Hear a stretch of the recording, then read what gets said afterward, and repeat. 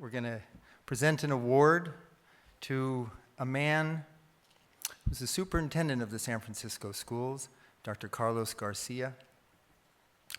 This is going to be quick. When I say this, you're going to think I'm going to really go long, but I'm not. When I was 18 years old, I worked for Bobby Kennedy. And Carlos Garcia is the first man I've met in my life who has that same passion, power, conviction to change the world. Carlos Garcia is the superintendent of the San Francisco schools. Under his leadership, the San Francisco School District is completely turning around.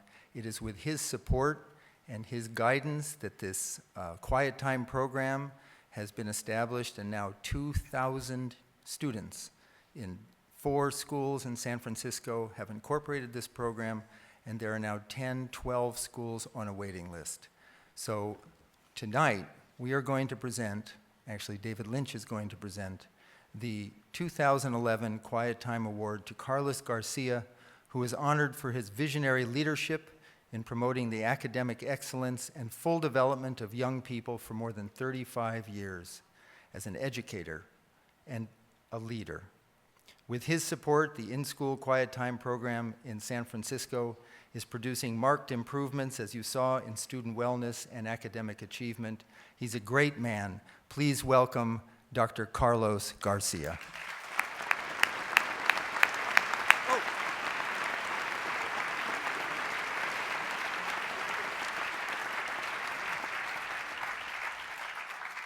But before we hear from Carlos Garcia, 6 months ago, Dr. Garcia spoke at a conference in San Francisco. We picked out about a 1-minute clip that when we were watching it, all of us in the back of the stage, oh my God. So we're going to watch that, then we'll hear from Dr. Garcia. We talk a lot about social justice, but isn't it ironic that in an age like ours, that we teach children about everything except about themselves, about who they can be when they have quiet time. When you go onto these campuses and you talk to students and you ask them, tell me about it, why is it so great? Consistently you hear the number one thing. They say, this is the only quiet time I have in my life. Because where they come from, all of us forget. There is no quiet time. And so you can't have social justice in a society where we can't even provide that basic right to them. This is what quiet time does in our schools. I think every barrio, ghetto school in America has to have the fundamental right of having an opportunity to do this type of thing. This is a small investment to be made not only economically, but from a social justice, a civil rights point of view. This is a civil rights issue, and I want to thank you all for believing, to standing up. And I know that, trust me, no one gets more flack from this program than I do, from certain groups out there. Well, you know, for all those groups who criticize us, please do us a favor. Get out of the way of those who are doing it, because you saw the data. It's transforming lives, it's transforming neighborhoods, and it will transform our society. Thank you, and keep supporting us.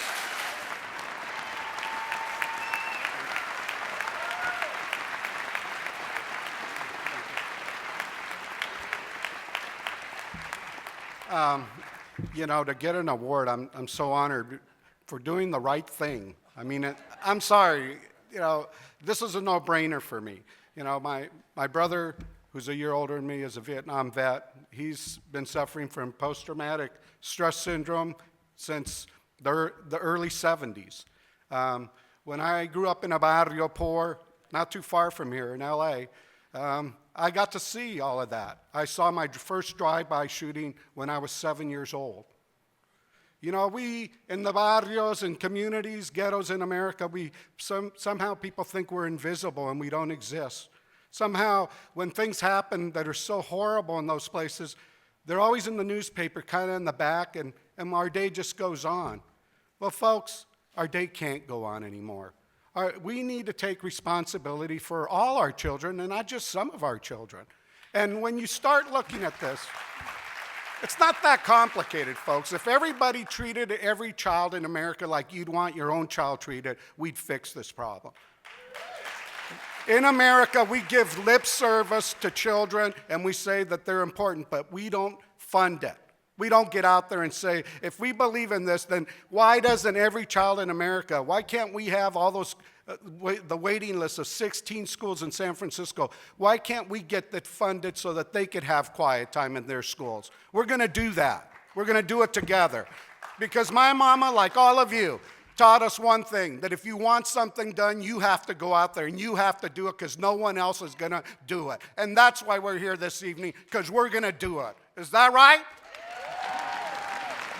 I want to thank the David Lynch Foundation for believing in our future, our children. I want to thank each and every one of you for coming to believe in it. Lauren, Jane, who work with us in San Francisco. And really, you know, when Mr. Durkee, Jim Durkee came up to me and we were having this discussion, we knew we were going to get flack. And we do get flack every once in a while. But you know what? This country of ours has got to stop listening to the small few people who are small-minded, narrow-minded, and aren't looking at the best interests of all of us. If we want to close the achievement gap, and we must close the achievement gap in America, because the achievement gap in America is the modern-day apartheid. That is, because who's affected by it? It is apartheid. And if we're going to change that, we're not going to do it by testing everybody to death.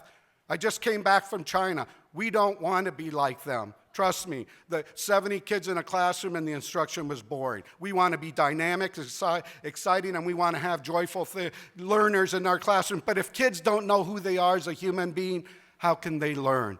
If the most important thing, how can we teach about everything and kids can't find out who they are? Let's use our, you know, if we continue to do what we've always done, we'll always get what we always got.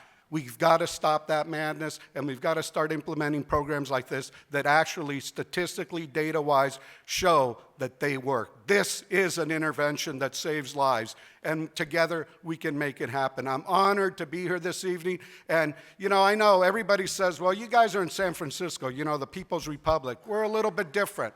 Yeah, we are different, but sometimes different things need to happen to lead the way to do the right things. So please join San Francisco and this gentleman from LA, and let's get this in more schools across this country. Thank you very much.